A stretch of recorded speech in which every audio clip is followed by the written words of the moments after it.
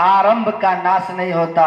नेहा विक्रम नाशवस्ति प्रत्यवायोरन विद्यते स्वल्पमभ्यस्य धर्मस्य त्रायते महतो भयात्। इस योग का जिसने आरंभ कर दिया, जो नित्य नियमित बैठ करके ध्यान कर रहे हैं, इसका फल क्या होता है? इसका थोड़ा थोड़ा अभ्यास भी महाभय अर्थात 84 लाख योनि में जाने से आप बच जाएंगे।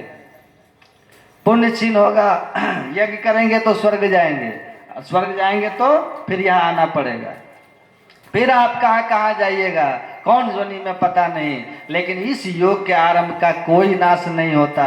एक बार आरंभ कर दीजिएगा तो आपको मरणोपरांत फिर मनुष्य शरीर ही मिलेगा मरने के बाद। और जब तक आप परम पद तक नहीं पहुंच जाइएगा, इसका संस्कार मोक्ष में जाने का है, तो ये मोक्ष पद तक पहुंचा कर ही आपको छोड़ेगा।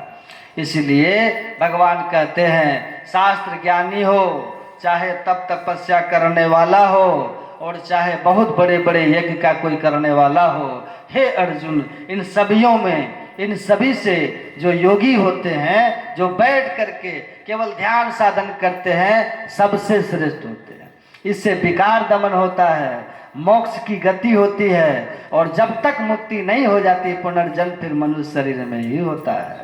तो ऐसा महान योग है, इसीलिए सभी संतों ने इसका प्रचार किया है और कहा कि आप सब कोई कर सकते हो, बस खान पान को पवित्र रख करके संसार के काम करते हुए आप समय निकाल करके इस साधन को कीजिए। गुरु महाराज कहते हैं, भाई योग हृदय वृत्त केंद्र बिंदु जो चमचम चमके ना, वह जो विकार से मुक्त होने का मार्ग है योग हृदय, दोनों आंखों के ठीक मध्य में, जिसको सुषुम्ना शिव नेत्र कहते हैं, चमचम चमकता है। लेकिन कब?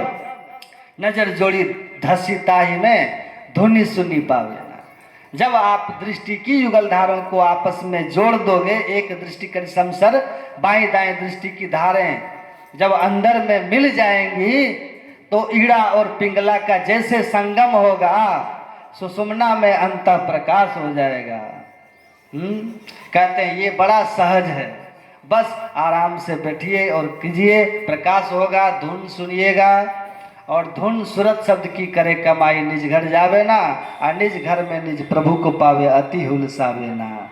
तो बस इतना ही है कि बैठिए, सुबह और शाम समय निकालिए, और नैनन मूंदी को ध्यान को साधन करो, बैठ दृढ़ होई सुखासन, मानस जाप नाम उन्हीं केरा, मानस ध्यान रूप उन्हीं केरा, यही अवलंब ध्यान कछु होई, पुनः दृष्टि बल कीजे सोई, आ सुखमन बिंदु को धरो दृष्टि से, सूरत छुड़ाओ पिंड सृष्टि से, धर कर बिंदु सुनो अनहद ध्वनि, विविध भांति की होती पुनि पुनि, धुनि सुनी सूरती चढ़ती जाए, अंतर पट टूटे दुखदाई।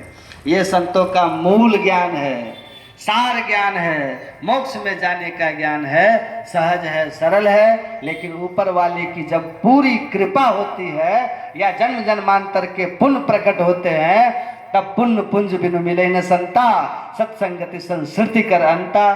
भगवान कहते हैं ये संत मिलते हैं और ये ज्ञान मिलता है, जो ज्ञान मोक्ष में जन्म मरण के चक्र से मुक्त कराने वाला है।